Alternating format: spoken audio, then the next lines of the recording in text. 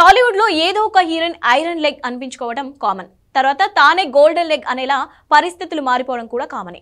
కానీ అదేదో పగబట్టినట్టు పరిస్థితులన్నీ ఇప్పుడు అరడజన్ కి పైనే హీరోయిన్లకు షాక్ ఇచ్చాయి. ఈ ఏడాది ఒకరు కాదు, ఇద్దరు కాదు, ముగ్గురు కాదు, అరడజన్ పైనే హీరోయిన్లు ఐరన్ లెగ్గులుగా మారారు.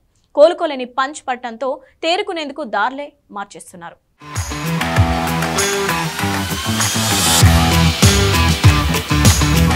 హీరోయిన్లు ఏం చేశారు కానీ ఈ ఏడాది ఎవరి సందడి చూసినా సగం సంతోషమే దక్కుతోంది. అందరికంటే ఈ ఏడాది బ్యాడ్ లక్ అంటే పూజా హెగ్డేదే అని చెప్పాలి. తను లాస్ట్ ఇయర్ 5 ఫ్లాప్స్ ఫేస్ చేసింది. సరే, ఈ ఏడాదైనా కలిసి వచ్చిందా అంటే సల్మాన్ తో చేసిన కిసీ కా బహాయ్ కిసీ కా జాన్ ఫ్లాప్ అయింది. పవన్, మహేష్ మూవీస్ తో పాటు రవితేజ సినిమా ఆఫర్లు ఆవిరయ్యాయి. ఓటీటీ ఆఫర్ తో సరిపెట్టుకోవాల్సి వచ్చింది. ఇక కాజల్ సంగతి చూస్తే భగవంత్ కేసరి హిట్ అయినా అసలు అందులో తను ఉందన్న విషయమే జనం మర్చిపోయే పరిస్థితి వచ్చింది. ఇక తమన్నా విషయానికొస్తే జైలర్ లో తను కనిపించింది కాసేపు అయినా పాట తూటాలా పేలడంతో మెరిసిపోయింది. కానీ ఆనందం ఎక్కువసేపు లేకుండా భోళా శంకర్ ఫ్లాప్ తో సీన్ రివర్స్ అయింది. ఇక సమంత పరిస్థితి అంటే శాకుంతలం లాంటి డిజాస్టర్ ను తను ఫేస్ చేయాల్సి వచ్చింది. తనకి హెల్త్ ఇష్యూస్ కూడా రావడం మరీ ఘోరంగా తన పరిస్థితి దిగజారేలా చేసింది. ఇక అఖిల్ తో ఏజెంట్ మూవీ చేసిన సాక్షి వైద్య ఎన్నో ఆశలు పెట్టుకుని టాలీవుడ్ కు వచ్చింది. కానీ ఏమైంది? ఏజెంట్ లానే వరుణ్ తో తను చేసిన గాంధీవధారి అర్జున కూడా డిజాస్టర్ అయింది. ఆ తర్వాత పవన్ మూవీలో ఆఫర్ దొరికినట్టే దొరికి ఓజీలో ఛాన్స్ కూడా మిస్ అయింది. ఇక శ్రీలీల